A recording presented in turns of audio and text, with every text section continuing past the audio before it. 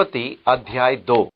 यूं आकाश और पृथ्वी और उनकी सारी सेना का बनाना समाप्त हो गया और परमेश्वर ने अपना काम जिसे वो करता था 7वें दिन समाप्त किया और उसने अपने किए हुए सारे काम से 7वें दिन विश्राम किया। और परमेश्वर ने 7वें दिन को आशीष दी और पवित्र ठहराया, क्योंकि उसमें उसने सृष्टि की रचना के अपने सारे काम से विश्राम लिया। अध्याय 2 1 से 3। इस प्रकार हम पृथ्वी की सृष्टि अध्याय 1 में पाते हैं। पृथ्वी पर मनुष्य को रखना और तब ये घोषणा करना कि 7वें दिन परमेश्वर ने विश्राम किया, इसलिए नहीं कि वो थक गया था, और ये भी नहीं कि सृष्टि की रचना करने में उसकी सारी शक्ति या ऊर्जा खर्च हो गई थी, परंतु ये कि उसने अपना कार्य पूरा कर लिया था और इसलिए बस उसने अपने काम से विश्राम लिया। दूसरे शब्दों में, अब और कुछ सृष्टि करने के लिए नहीं रह गया था। सब सृष्टि की जा चुकी थी। यदि परमेश्वर एक दिन की छुट्टी ले ले और बस यूं ही बैठ जाए और कुछ न करे, तब तो पृथ्वी टुकड़े टुकड़े हो जाएगी, क्योंकि बाइबल कहती है कि सब कुछ उसी के द्वारा सृजा गया और वही सब कुछ एक साथ संभाले एवं संतुलित बनाए रखता है। इस प्रकार परमेश्वर ने सृष्टि करने के कार्य से, अर्थात सब कुछ सृजे जाने के बाद विश्राम लिया। जो कुछ भी सृजा जाना था वो उसी विस्तार एवं अवधि में सृजा जा चुका था। अब नया कुछ नहीं सृजा जाना था। अब हम मानो एक तंत्र में बंद हो गए हैं। नया कुछ सृजे जाने की जरूरत नहीं रह गई थी। उस दिन से धीरे धीरे कुछ न कुछ नाश ही होता रहा है, जो ऊष्म गतिकी का दूसरा नियम है। अब सब कुछ धीमे धीमे समाप्त होता जा रहा है और विनाश का प्रक्रिया में है। सर्जीन ने कहा कि ब्रह्मांड एक विशाल घड़ी के समान है जिसमें चाबी भर दी गई थी। ये चाबी धीरे धीरे समाप्त होती जा रही है। इस प्रकार परमेश्वर ने अपना सृजनात्मक बल को रोक दिया है कि नई सृष्टि ना हो। अब परमेश्वर ने समस्त सृष्टि किए जाने के कार्य से विश्राम किया और परमेश्वर ने उसे पवित्र ठहराया और 7वें दिन को विश्राम के दिन के रूप में अलग किया। और परमेश्वर ने इस्राएल से वाचा बांधी कि वे अपने सब पीढ़ियों में विश्राम दिन को माना करें। किसी ने कहा, कलीसिया ने कब से रविवार के दिन आराधना करना आरंभ किया? और वे चर्च जो अभी भी शनिवार को आराधना किया करते हैं, वे सम्राट कॉन्स्टेंटाइन को दोष देते हैं कि उसने आराधना करने का दिन रविवार ठहराया। परंतु ऐसा कुछ संकेत है, यहां तक कि प्रेरितों के काम की पुस्तक में, कि उस काल के मसीह रोटी तोड़ने, प्रभु भोज तथा आराधना करने के लिए सप्ताह के पहले दिन एकत्र हुआ करते थे। फिर कुरिन्थियों की पत्री में भी हम पाते हैं कि पौलुस कहता है कि जब वे सप्ताह के पहले दिन एकत्रित होते हैं, तब वे अपने अपने दान लाया करें, ताकि जब वहां उनके यहां हो या आए तब दान एकत्र न किया जाए। तेर्तुलियन आरंभिक कलीसिया का फादर था। कॉन्स्टेंटाइन और कॉन्स्टेंटाइन द्वारा लाए गए परिवर्तनों से पूर्ण का वो था। उसने कहा कि उसके समय में ऐसे बहुत से मसीह थे जिन्होंने ये महसूस किया कि प्रभु भोज लेने का दिन सप्ताह का पहला दिन ही उचित है, क्योंकि ये यीशु मसीह के पुनरुत्थान का दिन है। अब ये एक दिलचस्प बात है कि यीशु नाम राशि की संख्या के हिसाब से यीशु की संख्या 8 है, जो कि नए आरंभ की संख्या है। 7 अंक पूर्णता का अंक है। 6 अंक मनुष्य अर्थात अपूर्णता का अंक है। परंतु जब आप 7 के पूरे चक्र पर ध्यान देते हैं, तब स्वर ग्राम में 7 स्वर पाते हैं, 7 बुनियादी रंग, 7 दिन का सप्ताह, और ये वो अंक है जो बाइबल के अनुसार पूर्णता का अर्थ रखता है। अतः जब आप 7 पूरा करते हैं तब एक नया चक्र आरंभ करते हैं। तब 8 अंक नए आरंभ का अंक है। ये एकदम नए सिरे से आरंभ होता है। इसलिए चाहे वो राशि में हो और अन्य प्रकार से हो, यीशु का अंक 8 है। और यूनानी भाषा में यीशु के जितने नाम आए हैं वे 8 से विभाज्य हैं, जो नए आरंभ का अंक होता है। अतः ऐसा प्रतीत होता है कि आरंभिक कलीसिया के बहुत से विश्वासी सप्ताह के पहले दिन आराधना करने के लिए एवं प्रभु भोज खाने के लिए एकत्र होते थे, वो दिन जो मसीह का अंक है। परंतु इस दिन को मानने में किसी प्रकार ठोकर का कारण नहीं होना चाहिए, क्योंकि पौलुस रोमियो 14 में कहता है, कोई तो एक दिन को दूसरे से बढ़कर मानता है और कोई सब दिनों को एक समान मानता है। हर एक अपने ही मन में निश्चय कर ले। रोमियो 14 का 5। कुलुसियों के दूसरे अध्याय में उसने कहा, इसलिए खाने पीने या पर्व या नए चांद या सब्त के विषय में कोई तुम्हारा फैसला ना करे, क्योंकि ये सब आने वाली बातों की छाया है, पर मूल वस्तुएं मसीह की है। कुलुसियों 2:16 और 17। दूसरे शब्दों में सब्त का दिन आने वाली बातों की छाया थे, वे मूल वस्तुएं नहीं थे। एक छाया मूल वस्तु नहीं होती है। मूल वस्तु तो छाया उत्पन्न करती है। मूल वस्तु तो मसीह है। पुराना नियम में सब्त का दिन यीशु की छाया थी, विश्राम का दिन। इसलिए हम मसीहों के लिए यीशु सब्त का दिन है। वो हमारा विश्राम है। हमें अपने परिश्रम से विश्राम किया है, अर्थात हम विश्राम में प्रवेश पाते हैं, और इसलिए मसीह हमारा सब्त है। वो हमारा विश्राम है। पुराने नियम में सब्त के दिन मसीह के आने के दिन की बाट जो रहे थे कि वही विश्राम लाएगा। अब आगे को कर्मों या व्यवस्था की धार्मिकता न रही, पर अब विश्वास के द्वारा यीशु मसीह में विश्राम पाना है। उन लोगों के बारे में जो उस एक विशेष दिन आराधना करने में समय बिताया करते हैं, ये एक चिन्ह है कि उनके पास वास्तव में कोई विश्राम नहीं है।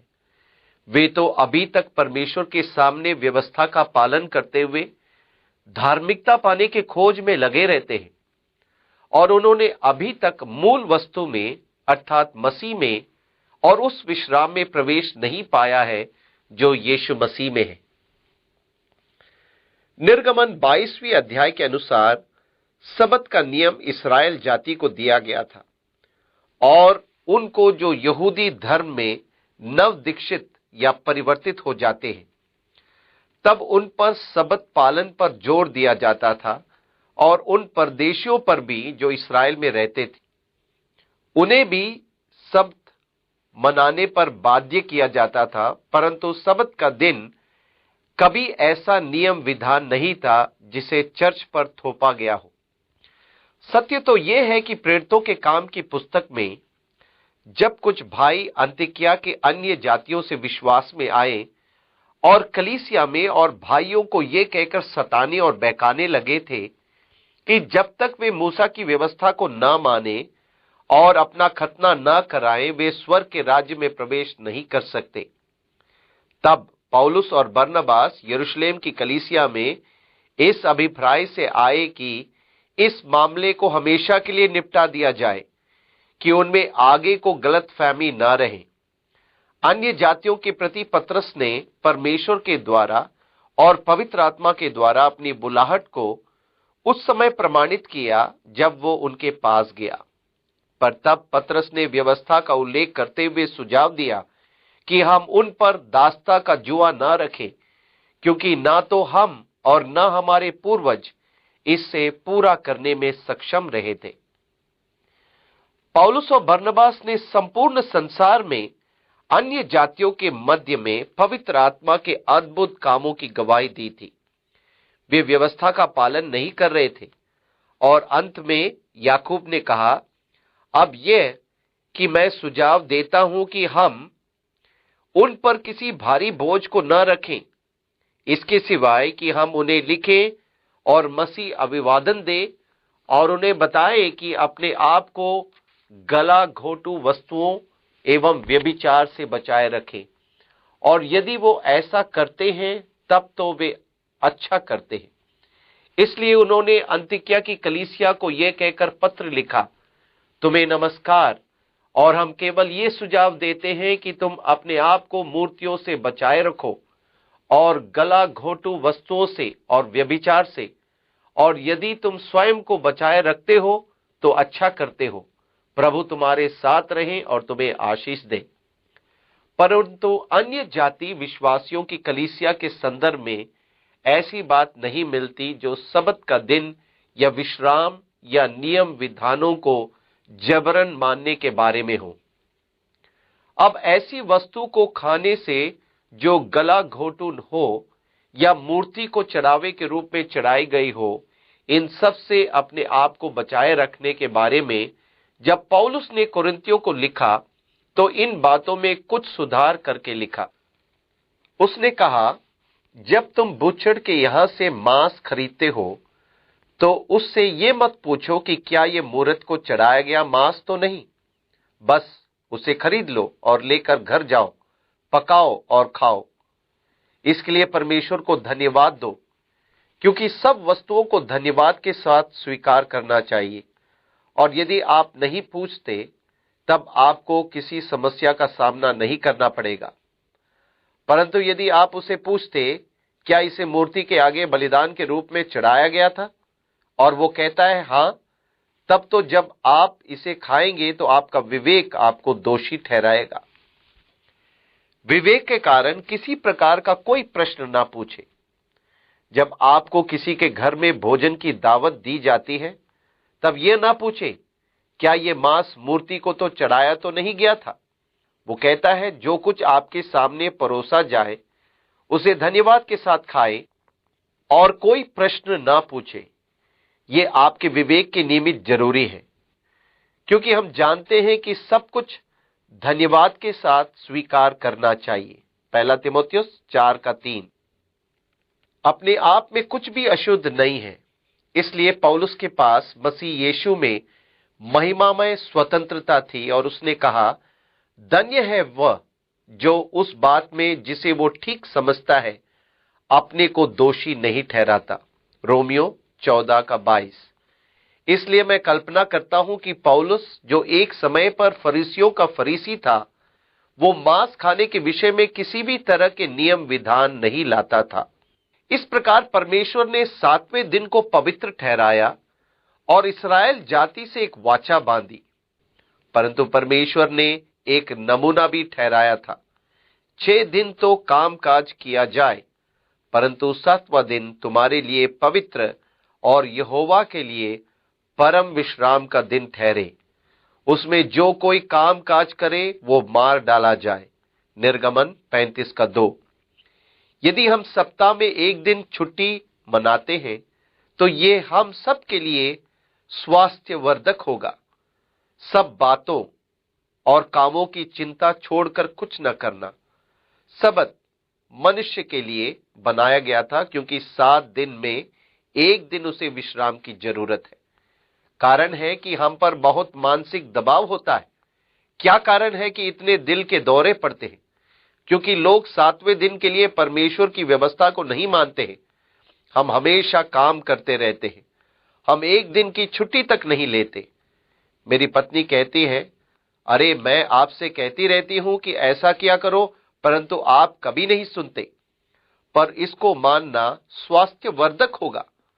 ये आपको और अधिक आत्मिक तो नहीं बनाएगा, पर ये आपके एवं आपके परिवार के लिए अच्छा ही होगा।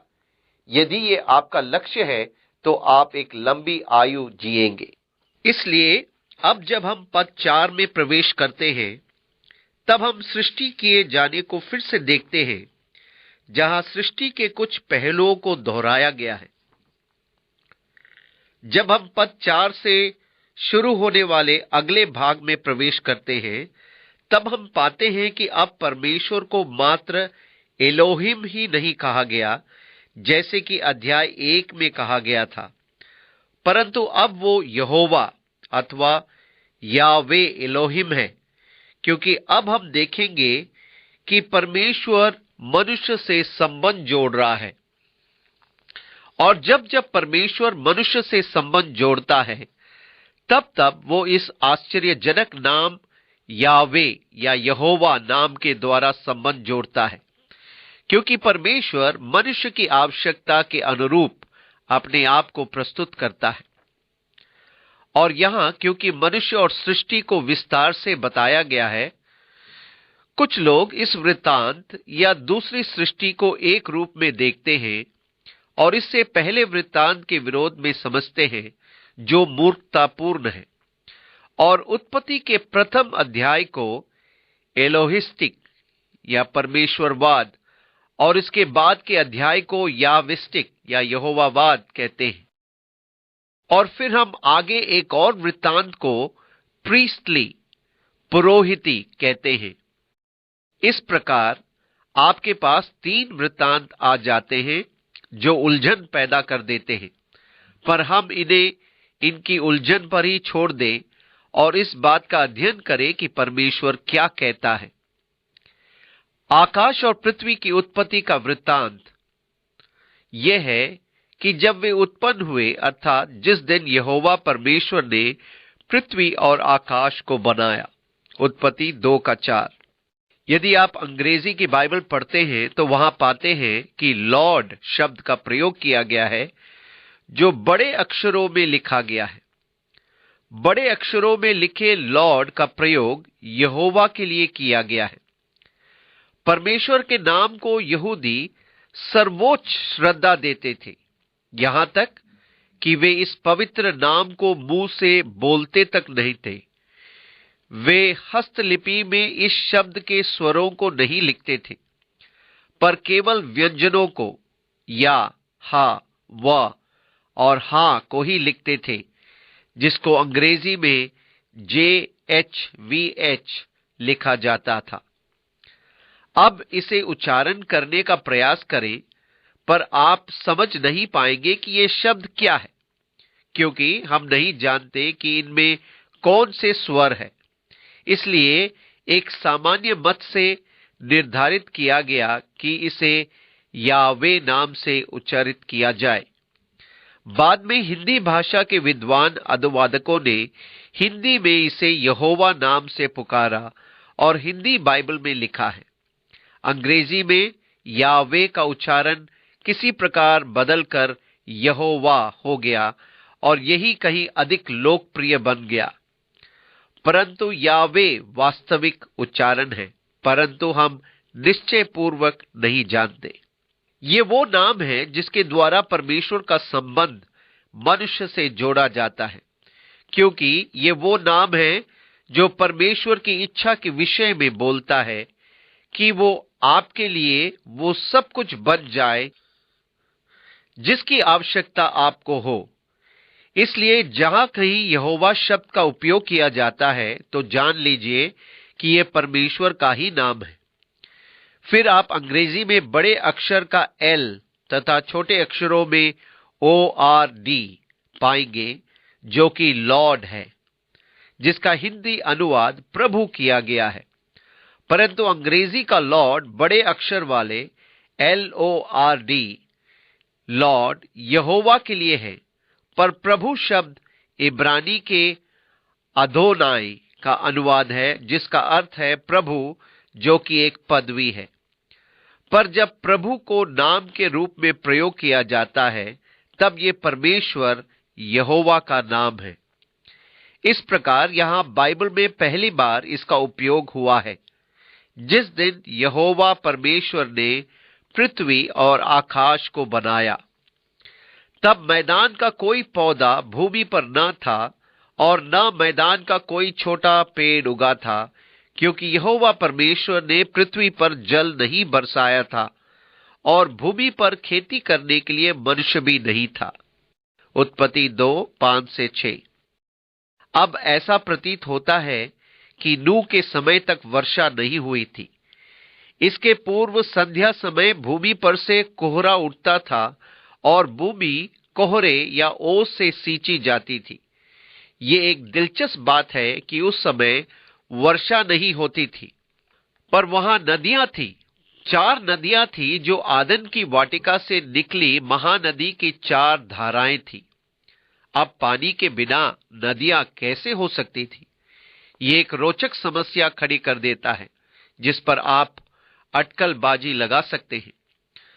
परंतु ऐसी संभावना बहुत अधिक है कि वहां भूमिगत कंदराएं थी जिनमें ज्वालामुखी की असीम गर्मी थी, और इन भूमिगत कंदराओं से होकर समुद्र का जल इन अत्यधिक गर्म स्थानों में आता था और भाप बनकर निकलता था, जो ठंडी होकर पानी बन जाती थी तथा बहने लगती थी।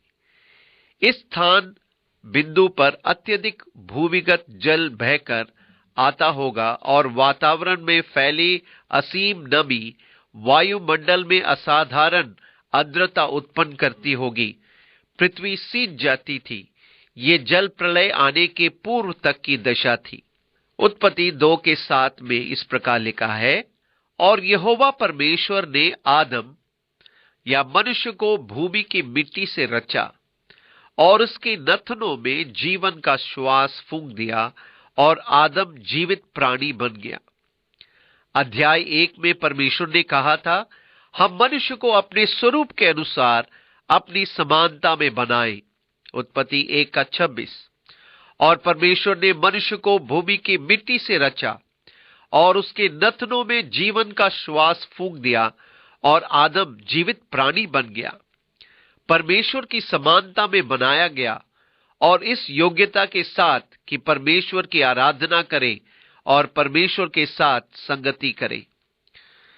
और यहोवा परमेश्वर ने पूर्व की ओर आदन में एक वाटिका लगाई। उत्पत्ति 2:8। पूर्व की ओर पूर्व दिशा ही रहा होगा जहां परमेश्वर ने आदम को बनाया था। दिशाओं को जानने का कोई तरीका नहीं था। हम नहीं जानते कि आदन की वाटिका कहां थी। आदन की वाटिका के स्थान विशेष को जानने का कोई तरीका नहीं है, क्योंकि उस समय के बाद से प्रलयों के कारण पृथ्वी के भूगोल में अनेक बदलाव होते रहे हैं, जिससे नदियों का बहाव को, पहाड़ों, पर्वतों एवं संपूर्ण पृथ्वी को उलट पुलट दिया, अर्थात बदल दिया। इमैनुअल विलाकॉस्की की अत्यंत दिलचस्प पुस्तक अर्थ इन अपहीवल में लिखा है कि हिमालय और एंडिस की पर्वत श्रृंखलाएं बहुत बाद में, या यूं कहें हाल ही में बनी या महापरिवर्तन के परिणाम स्वरूप अस्तित्व में आई है।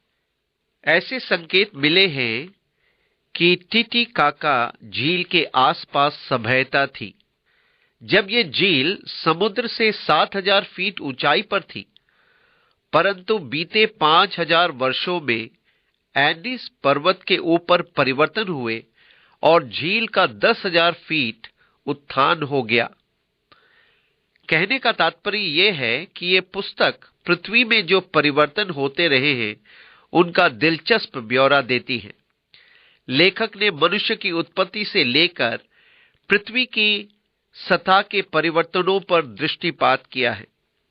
जल प्रलय, इसमें शंका नहीं है कि इसने पृथ्वी के भौगोलिक स्थिति को ही बदल डाला। और एक अत्यंत रुचिकर पद है जिस पर शायद हमने कभी ध्यान दिया हो। यह पेलेग के समय से संबंधित है। उसी के समय में पृथ्वी का बंटवारा हुआ था। अब तो बहुत सिद्धांत है जो महाद्वीपीय बहाव को समझाते हैं। उनके अनुसार एक समय संपूर्ण भूमि एक साथ जुड़ी हुई थी। महाद्वीप बाद में धीरे धीरे खिसक कर दूर हो गए। वे अभी भी खिसक रहे हैं। यदि यह सिद्धांत सही है तो इस छोटी काया पलट को जानना दिलचस्प होगा। पर प्रश्न उठता है, यह कब हुआ था? कितने समय पहले? पेलेग के समय में क्या हुआ था? यह तो बस महज एक चिंगारी देना है कि अब लोग कल्पना करते जाएं, अथवा किसी छोटी बात को पकड़ लेना और अटकलबाजियां लगाने के लिए इन सिद्धांतों को बना देना। एक छोटी टिप्पणी के अलावा परमेश्वर पृथ्वी के बांटे जाने के बारे में आगे कुछ नहीं कहता और जब हम उत्पत्ति में आगे वंशावलियों को देखते हैं तब उसमें बस इतना ही जोड़ा गया है। और एबेर के 2 पुत्र उत्पन्न हुए, एक का नाम पेलेग इस कारण रखा गया कि उसके दिनों में पृथ्वी बट गई। उत्पत्ति 10:25। इस प्रकार यहोवा परमेश्वर ने पूर्व की ओर आदन में एक वाटिका लगाई और वहां आदम को जिसे उसने रचा था रख दिया। उत्पत्ति 2:8। और इस प्रकार परमेश्वर ने आदम के लिए वास्तव में एक विशेष स्थान बनाया। उसने ये वाटिका लगाई, अर्थात एक वाटिका को रूप दिया और उसमें आदम को रख दिया। और यहोवा परमेश्वर ने भूमि से सब भांति के वृक्ष जो देखने में मनोहर और जिनके फल खाने में अच्छे हैं उगाए, और वाटिका के बीच में जीवन के वृक्ष को और भले या बुरे के ज्ञान के वृक्ष को भी लगाया। उत्पत्ति 2:9। अतः अब यहां एक सुंदर बगीचा था, फूल खिलने वाले वृक्ष और फल वाले वृक्ष। ये सब मनुष्य के लिए था कि इनका आनंद उठाए। ये सच में कल्पना से परे सुंदर और देखने में मन भाव था। परमेश्वर ने एक बाग लगाया, उसमें उसने सब तरह के सुंदर सुंदर फूल वाले और फल वाले वृक्ष लगाए, और बाग के ठीक बीच में 2 वृक्ष थे, जीवन का वृक्ष और दूसरे भले बुरे के ज्ञान का वृक्ष। उत्पत्ति 2:10 और 11 में इस प्रकार लिखा है, और वो उस वाटिका को सींचने के लिए एक महानदी आदन से निकली और वहां से आगे बहकर 4 धाराओं में हो गई। पहली धारा का नाम पीशोन है। ये वही है जो हवीला नाम के सारे देश को, जहां सोना मिलता है, घेरे हुए है। यदि आप केवल ये अनुमान भर लगा लें कि ये कहां है, तब तो आप संभावना कर सकते हैं।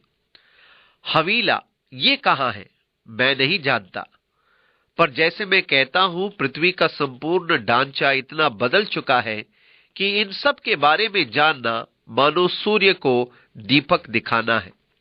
उस देश का सोना चोका होता है, वहां मोती और सुलेमानी पत्थर भी मिलते हैं। दूसरी नदी का नाम गीहोन है। ये वही है जो कूश के सारे देश को घेरे हुए है। उत्पत्ति 2:12 और 13। परंतु आज कूश इथियोपिया देश जहां है, ये उससे भिन्न दिशा का वर्णन है। कई विश्वास करते हैं कि शायद ये नील नदी का संदर्भ है, परंतु हिदकेल, तिग्रिस और फरात नदियों के बीच में न के बराबर संबंध है। इन नदियों का नाम आगे आएगा। और तीसरी नदी का नाम हिदकेल है। ये वही है जो अशूर के पूर्व की ओर बहती है। और चौथी नदी का नाम फरात है। उत्पत्ति 2:14। इस प्रकार 2 नदियां हिदकेल और फरात, और कुछ विश्वास करते हैं कि ये दोनों नदियां वास्तव में 2 नहरों के समान थी, जो बाबुल के मैदान में हिदकेल और फरात नदियों को जोड़ती थी। अधिकांश विद्वान ये बताने का प्रयास करते हैं कि आदन की वाटिका बेबीलोनिया के मैदान में हिदकेल और फरात नदियों के बीच में स्थित थी। वे ये भी कहते हैं कि यही तो सभ्यता का उद्गम स्थान है। जब यहोवा परमेश्वर ने आदम मनुष्य को लेकर आदन की वाटिका में रख दिया कि वो उसमें काम करे और उसकी रक्षा करे। उत्पत्ति 2:15। अब ध्यान दें कि ऐसा नहीं था कि मनुष्य के करने के लिए कुछ भी नहीं था। परमेश्वर ने आदम को वाटिका में रखा था कि उसमें काम करे और उसकी रखवाली करे। कई लोग स्वर्ग का तस्वीर इस रूप में प्रस्तुत करते हैं कि बादल पर बैठना और वीणा बजाना। ये मानो ऐसा है कि वहां आपको कुछ करना ही नहीं है। ऐसा नहीं है। परमेश्वर ने मनुष्य को वाटिका में रखा कि उसे और अधिक सुंदर बनाए और उसकी रक्षा करे। यदि वहां कुछ करने के लिए नहीं होता तो जीवन नीरस हो जाता। परंतु वाटिका में मनुष्य ने जो परिश्रम किया था वो पसीना बहाने जैसे काम नहीं था। पसीना बहाने का काम मनुष्य को पाप में गिरने से पहले नहीं करना पड़ा था, पर यह कि पाप करने के बाद, श्राप के आ जाने के बाद उसको अपने माथे के पसीने की रोटी खानी पड़ी।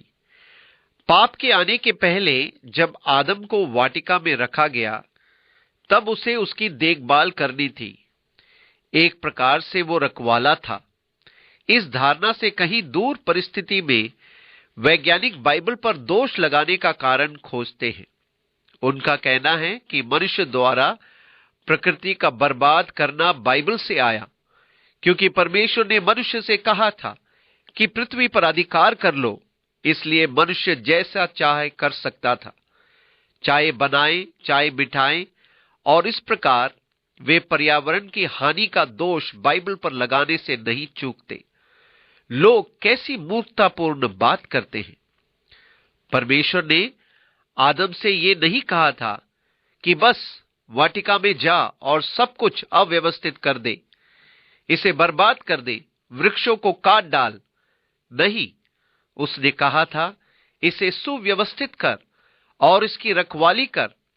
वास्तव में मैं विश्वास करता हूं कि केवल परमेश्वर के संतान में प्रकृति को सराहने की सच्ची क्षमता होता है, जो मानववादियों में नहीं होती। यही वे हैं जिन्होंने लालच के कारण संसार की, जिसे परमेश्वर ने सृजा था, चिंता नहीं की और लालच द्वारा इसे बर्बाद कर दिया। यह किसी मसीही या बाइबल का काम नहीं है। यह सिद्धांत बिल्कुल गलत है। ओफ, यह कैसी मूर्खता है। परंतु ऐसे लोग हैं जो समस्याओं के लिए परमेश्वर और मसीहों पर दोष लगाते हैं, क्योंकि ऐसे करने के द्वारा वो अपनी ही कलाई खोलते हैं और अपना ही दोष उजागर करते हैं। परमेश्वर ने कहा, इसमें काम कर, इसकी रखवाली कर। तब यहोवा परमेश्वर ने आदम को यह आज्ञा दी, तो वाटिका के सब वृक्षों का फल बिना खटके खा सकता है, पर भले या बुरे के ज्ञान का जो वृक्ष है, उसका फल तो कभी न खाना, क्योंकि जिस दिन तू उसका फल खाएगा, उसी दिन अवश्य मर जाएगा। उत्पत्ति 2:16 और 17। अतः यहां मनुष्य को एक सिद्ध वातावरण, अनुकूल परिस्थितियों में रखा गया। उसे इस वाटिका से अधिक सुंदर स्थान मिल ही नहीं सकता था जिसे परमेश्वर ने लगाया था, जिसमें सब प्रकार के वृक्ष थे, सब प्रकार के खाने के रसीले फल थे। मनुष्य को केवल एक वृक्ष का फल खाने से मना किया गया था। वो वृक्ष वाटिका के मध्य में था। परमेश्वर तो पहले ही से जानता था कि मनुष्य क्या कर सकता है, इसलिए उसने कहा, क्योंकि जिस दिन तू उसका फल खाएगा, उसी दिन आवश्यक मर जाएगा, तो निश्चय मर जाएगा। दूसरे शब्दों में, मृत्यु की प्रक्रिया ठीक उसी दिन से आरंभ हो जाएगी। अब ये तो 2 गुना मृत्यु है। ये आत्मिक मृत्यु थी, पर यह मनुष्य के लिए शारीरिक मृत्यु का भी आरंभ था। यह वास्तव में ऐसा प्रतीत नहीं होता कि यह परमेश्वर का कठोर नियम था। आखिर परमेश्वर को वो वृक्ष वहां लगाने की क्या आवश्यकता थी?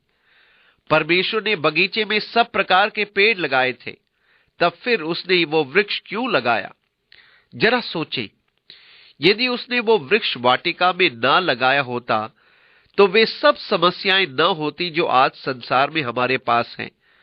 और यदि परमेश्वर जानता था कि मनुष्य उसमें से खाएगा, तो फिर उसने उसे वहां क्यों लगाया था? परमेश्वर तो सर्वज्ञानी है, और वो है भी। तब तो वो ये बात अच्छी तरह से जानता था। परमेश्वर ने मनुष्य को अपने स्वरूप और समानता में बनाया था।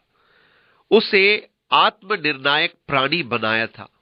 उसे परमेश्वर ने स्वतंत्र इच्छा शक्ति दी थी कि वो स्वयं निर्धारित करे कि क्या अच्छा है और क्या बुरा है। सबसे भयानक बातों में से एक यह है कि आपके पास चुनाव करने का स्वतंत्रता है। आप अपनी नियति अपने आप चुन सकते हैं। आप चुन सकते हैं कि आपके जीवन में परमेश्वर का हस्तक्षेप हो या नहीं। आप परमेश्वर की आज्ञा मानना या ना मानना चुन सकते हैं। आप परमेश्वर के लिए जीना या उसे घृणा करना चुन सकते हैं। आप परमेश्वर की सेवा करना या अपने ही शरीर की सेवा करना चुन सकते हैं। परमेश्वर ने आपको चुनाव करने की क्षमता दी है।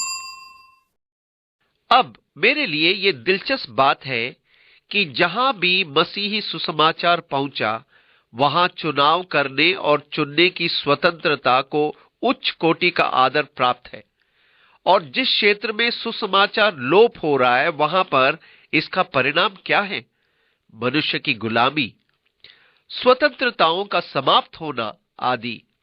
उन देशों पर दृष्टि कीजिए जिन पर साम्यवादियों का शासन है। किस प्रकार उन्होंने स्वतंत्रता को छीन लिया है और किस प्रकार से उन्होंने पाबंदियां लगा दी है और प्रतिबंध लगा दिए हैं।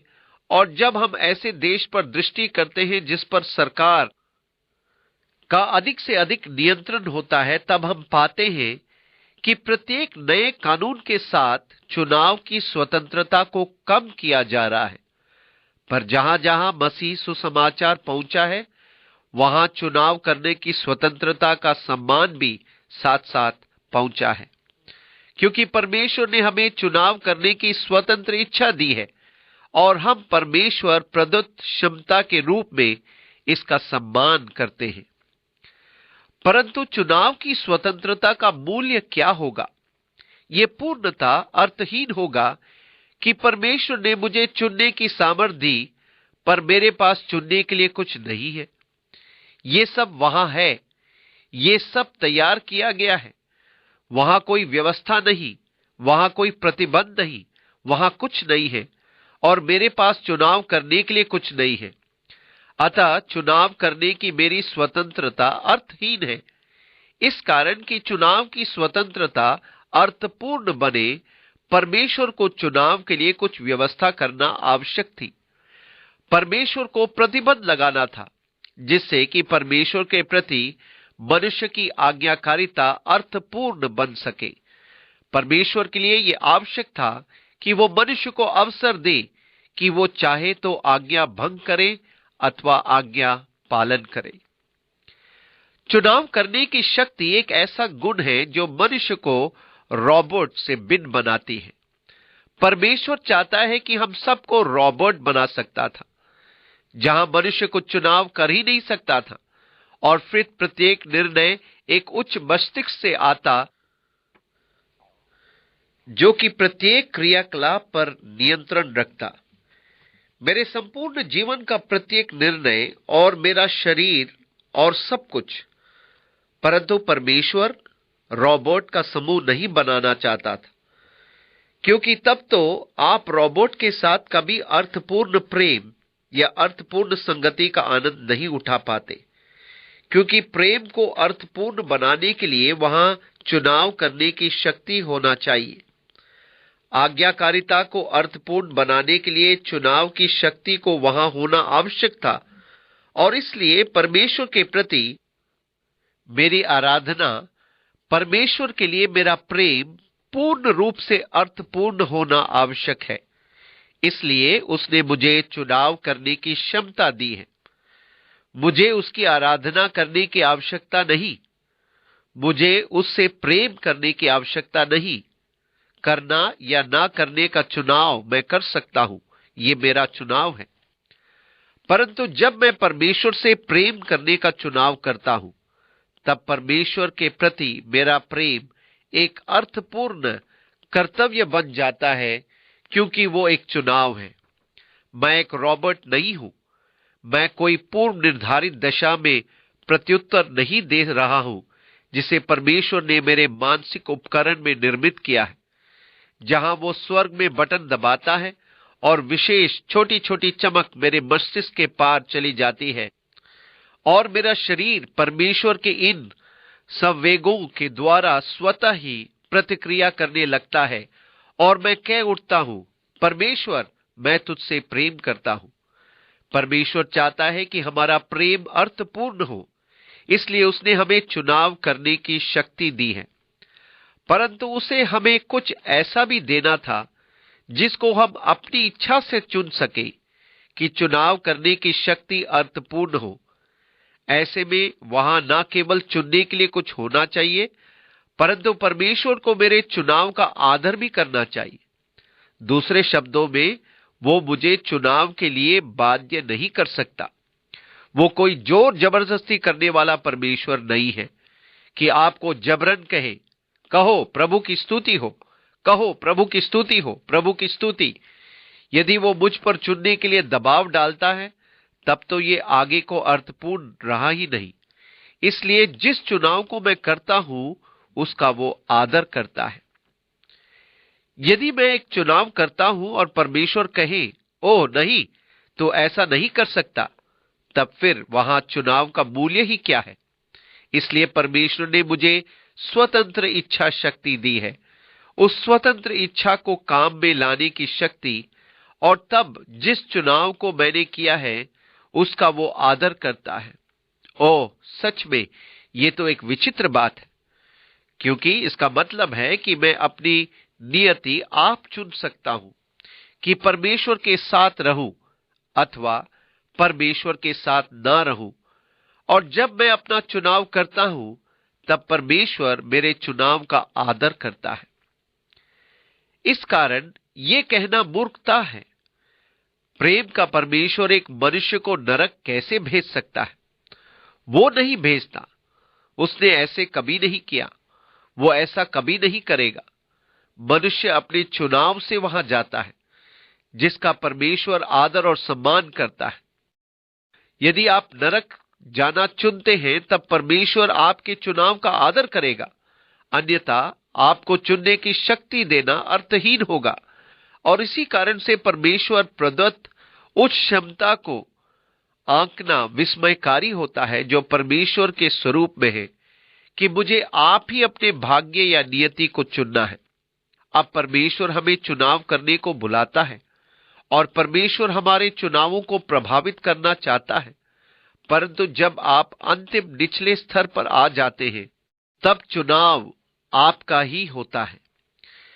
शैतान भी आपके चुनाव पर प्रभाव डालना चाहता है, परंतु सबसे नीचे की रेखा यह है कि ना तो परमेश्वर और ना ही शैतान आपके लिए चुनाव करता है। आप स्वयं अपने लिए चुनाव करते हैं। प्रत्येक मनुष्य अपनी नियति का स्वयं उत्तरदायी है। परमेश्वर ने हमें उसी ढंग से बनाया है और इसलिए वहां वो वृक्ष लगाया था। उसने चेतावनी दी थी और तब फिर उसने मनुष्य पर छोड़ दिया कि स्वयं अपना चुनाव करे। फिर यहोवा परमेश्वर ने कहा, आदम का अकेला रहना अच्छा नहीं। उत्पत्ति 2:18। अब मनुष्य की बुनियादी अपूर्णता या अधूरेपन का परमेश्वर ने समझा है। जब परमेश्वर ने मनुष्य पर दृष्टि की तो कहा, आदम का अकेला रहना अच्छा नहीं। उत्पत्ति 2:18। मनुष्य अपने आप में अधूरा या अपूर्ण है। परमेश्वर ने कहा, मैं उसके लिए एक ऐसा सहायक बनाऊंगा जो उसे मेल खाए। और यहोवा परमेश्वर भूमि में से सब जाति के बनेले पशु और आकाश के सब भांति के पक्षियों को रचकर आदम के पास ले आया कि देखे कि वो उनका क्या क्या नाम रखता है। और जिस जिस जीवित प्राणी को जो जो नाम आदम ने रखा, वही उसका नाम हो गया। उत्पत्ति 2:18 और 19। अब कल्पना कीजिए, परमेश्वर ने आदम को क्या ही दिमाग दिया होगा। परमेश्वर आदम के पास सभी जानवरों और सब कुछ को उसके पास ले आया था और उसने कहा, ये गाय है, ये घोड़ा है, ये कुत्ता है, ये बिल्ली है। सो आदम ने सब जाति के घरेलू पशुओं और आकाश के पक्षियों और सब जाति के बनेले पशुओं के नाम रखे। परंतु आदम के लिए कोई ऐसा सहायक न मिला जो उससे मेल खा सके। तब यहोवा परमेश्वर ने आदम को भारी नींद में डाल दिया और जब वो सो गया, तब उसने उसकी एक पसली निकालकर उसकी जगह मांस भर दिया। उत्पत्ति 2:20 और 21। परमेश्वर ने बस उसका पंजर खोला और उसमें से एक पसली निकाली। पसली शब्द वास्तव में उचित अनुवाद प्रतीत नहीं होता है। पसली के लिए इब्रानी में जो शब्द है वो बिन शब्द है।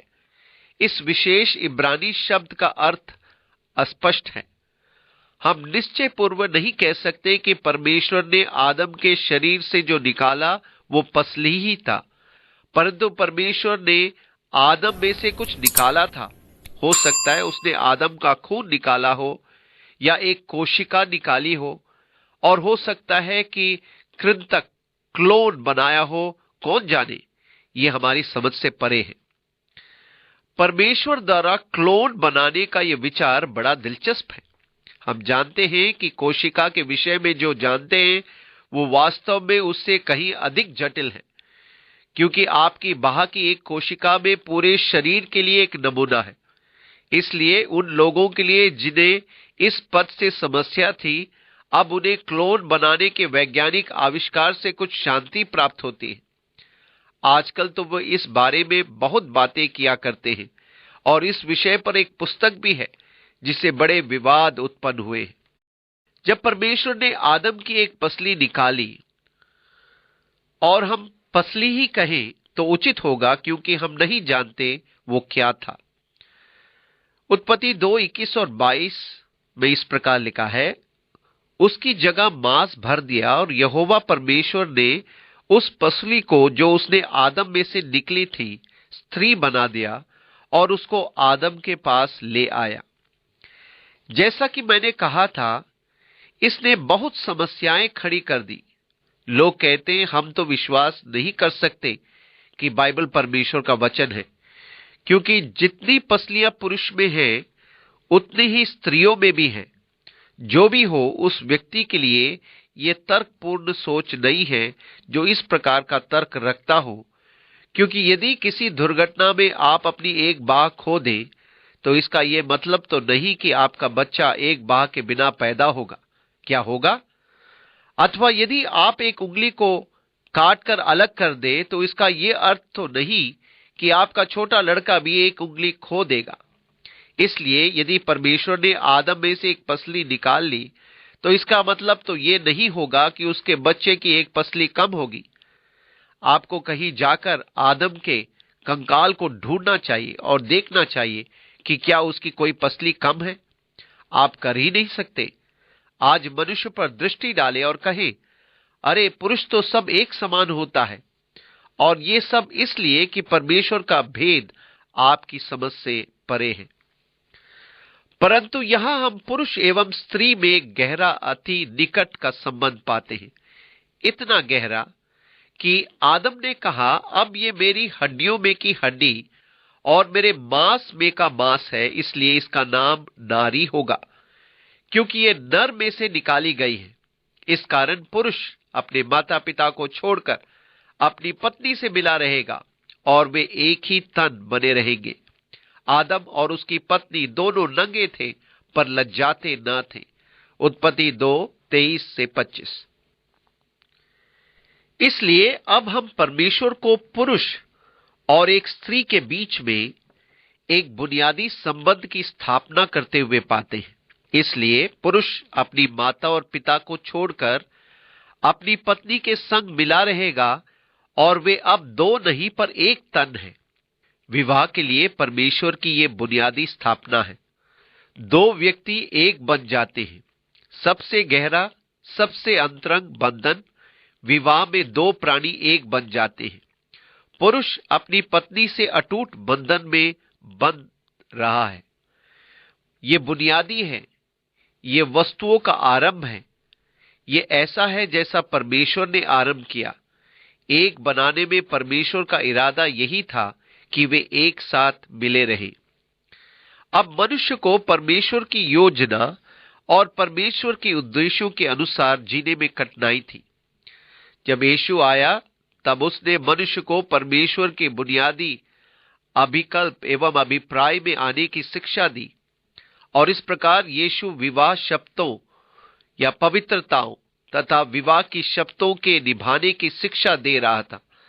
और जब यहां फरीसियों ने सोचा कि मूसा की व्यवस्था से अलग शिक्षा दे रहा था, वे बहुत खुश हुए। आज यीशु पकड़ा गया, क्योंकि वे हमेशा यीशु को फंसाने के चक्कर में पड़े रहते थे। और इसलिए उन्होंने उससे पूछा, क्या एक पुरुष के लिए यह उचित है कि किसी भी कारण से अपनी पत्नी को तलाक दे दे? और यीशु ने कहा, यदि पुरुष अपनी पत्नी को व्यभिचार को छोड़ अन्य किसी कारण से तलाक दे और दूसरी स्त्री से विवाह कर ले, तब वो अपनी पत्नी के लिए व्यभिचार करने का कारण बनता है, और जो कोई उसे विवाह करता है वो भी व्यभिचार करता है। फरीसियों ने सोचा कि यीशु उनके जाल में फंस गया। तब फिर मूसा ने ऐसा क्यों कहा कि वो अपनी पत्नी को तलाकनामा लिखकर दे दे, अर्थात तो मूसा की व्यवस्था के विरुद्ध बोल रहा है। हम जानते हैं कि व्यवस्था परमेश्वर ने मूसा को दी थी, इसके बारे में कोई संदेह नहीं। हमने तुझे पकड़ लिया तो मूसा की व्यवस्था के विरुद्ध सिखाता है। यीशु ने क्या किया? वो मूसा की व्यवस्था से भी बहुत पीछे गया और कहा, आरंभ में तो ऐसा नहीं था, क्योंकि आरंभ में परमेश्वर ने उन्हें नर और नारी बनाया था, और इसी कारण पुरुष अपने माता और पिता को छोड़कर अपनी पत्नी से मिला रहेगा और वे दोनों एक तन बन जाएंगे। परंतु तुम्हारे मनों की कठोरता के कारण ही मूसा को कहना पड़ा था कि पत्नी को तलाकनामा लिखकर दे दे, क्योंकि मनुष्य का हृदय कठोर था और परमेश्वर का दिव्य योजना में नहीं आना चाहता था, और इसलिए मूसा द्वारा तलाक का नियम ठहराया गया। परंतु ये कभी परमेश्वर की मूल योजना नहीं थी। आरंभ में ऐसा नहीं था। हम अब वापस आरंभ में आ गए हैं, जहां का संदर्भ यीशु ने दिया था, अर्थात विवाह में परमेश्वर के बुनियादी उद्देश्य एक पुरुष हमेशा के लिए अपने माता और पिता छोड़ देता है और अपनी पत्नी से अति निकट संबंध में जुड़ रहा है और एक तन बन जाता है। परंतु मनुष्य के हृदयों की कठोरता के कारण, इस संबंध को बनाए रखने की अयोग्यता के कारण या परमेश्वर की आज्ञा ना मानने के कारण आज हमारे समाज और संसार में असंख्य समस्याएं उठ खड़ी हुई है। ये सब विवाह में परमेश्वर द्वारा आरंभ में ठहराए गए उद्देश्यों को छोड़ देने और मनुष्य के हृदय की कठोरता के कारण हो रहा है। आज प्रेम की संपूर्ण धारणा के प्रति कुछ गलत आवश्यक है। जब मैं एक पति या पत्नी से ये कहते सुनता हूं तो क्लांत हो उठता हूं। मैंने तो उससे कभी प्रेम किया ही नहीं। मैं नहीं सोचता या सोचती कि मैंने कभी उससे प्रेम किया था। ध्यान से सुनिए, यदि आप प्रेम नहीं करते तो विवाह मत कीजिए। आपका शीर्ष मुखिया या स्वामी कहां है? उसके बारे में आप क्या सोचती हैं? अपने जीवन साथी से यह कहना, मैं नहीं सोचता या सोचती कि मैंने कभी तुमसे प्रेम किया था, एक भयंकर बात है। यह दुखद है। इसलिए लड़का लड़की के मिलने के हमारे संपूर्ण अभ्यास में बुनियादी समस्या है, क्योंकि युवक और युवती भावनाओं की अपेक्षा शारीरिक सहयोग पर अधिक ध्यान देते हैं, अर्थात उनके संबंध ऊपरी सुंदरता, गठन एवं अन्य शारीरिक बातों में लिप्त हो जाते हैं, जबकि वे एक दूसरे को गहराई से जान तक नहीं पाते। दिल की बातें, विश्वास, जीवन की रुचियां, आदतें और अन्य बातें। सच्चा प्रेम करने के गुणों में से एक है धीरज धरना या सहनशीलता और परमेश्वर के ठहराए हुए समय तक प्रतीक्षा करना। और यदि कोई जवान या पुरुष जो आपको बहला फुसलाकर आपको अपने साथ बिस्तर पर ले जाए, तो वो वास्तव में आपका नहीं, आपके शरीर का भूखा है, और आप लड़कियों, युवतियों, स्त्रियों, आप मूर्ख बन जाती हैं और आप विवाह के झूठे वायदों में उलझकर ये निर्णय ही नहीं कर पाते कि आपका पति कैसा होना चाहिए। इससे बचे। यही तो सारी समस्या की जड़ है। दंपतियों के विवाह एक दूसरे को जाने बिना हो जाते हैं। कहने का मतलब सच्चे प्रेम के बिना, क्योंकि हमारे यहां अधिक जोर लड़की की सुंदरता या मां बाप की धन दौलत, शिक्षा आदि पर होता है। दूसरी ओर जो प्रेम का नाटक करके विवाह बंधन में बनते हैं, वे परमेश्वर के नियत समय तक ठहरते नहीं, क्योंकि शारीरिक आकर्षण उन पर हावी हो जाता है। विवाह में सुंदर खुलापन होना आवश्यक है। आदम और हव्वा वे दोनों नंगे थे पर लज्जाते न थे। उन्हें लज्जाने की या शर्म की आवश्यकता ही नहीं थी, क्योंकि वे तो एक तन हैं।